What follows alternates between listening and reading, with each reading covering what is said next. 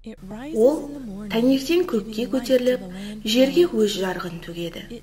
Ол кешке батып, әлемді қараңғылық құшағында қалдырып кетеді. Ол жердегі тіршілікті өмір сүруге қажетті жылу мен энергиямен қамтамасыз етеді. Мен не туралы айтып тұрғанымды білесіңдер? Ол күн.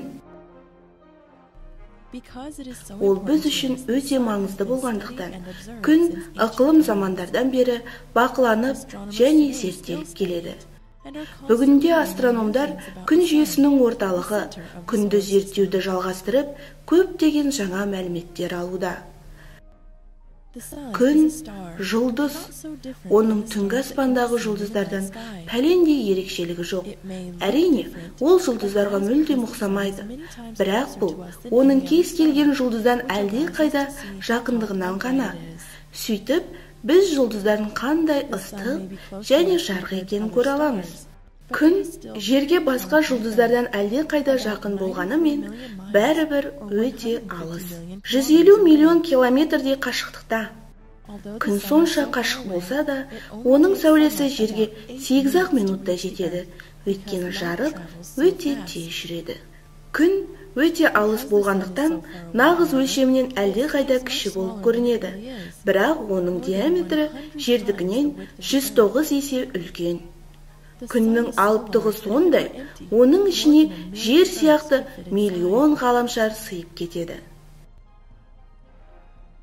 Күн жүйесіндегі ең үлкен нысан. Күн жүйесіндегінің бәрін, күнді, планеталар мен ергежейлі планеталарды, кометалар, астероидтар мен серіктерді қосып есептесек, күн мұның 99%-тен астамын, ал қалғандары 1%-ке де жетпейтін бөлігін құрар еді.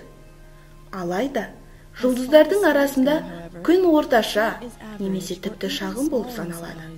Ол сары ергежейлі деп аталады, және құс жолында 10 миллиардтаған жұлдыздар бар. Күн басқа да жұлдыздар сияқты газдардан негізінен сутегінен 25% гелийден және 2% басқа элементтерден тұрады. Бұл газдарды біріктіріп тұрған күннің ауырлық күші туғызған орасан температура мен қысым ядролық синтезге сутегі атомдарының бірігіп, гелийге айналуына әкеліп соғады. Күн ядросының температурасы 15 миллион Цельсий градусы шамасында. Ядроның қызуы күннің бетіне жеткенше көп төмендеп кетеді. Күннің беткі температурасы 5500 градустай.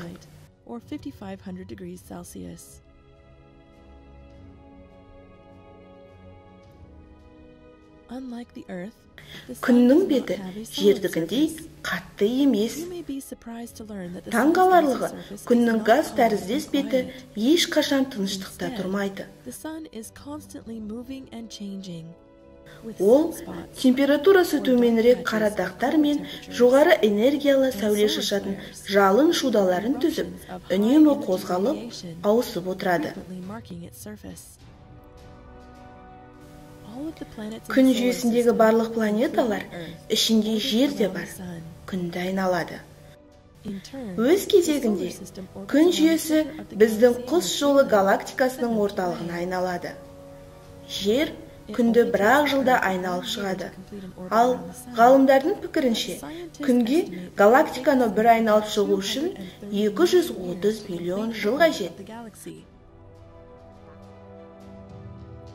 Күннің жердегі тіршілік үшін маңызын адамдар көне дәуірлерден бастап түсінді.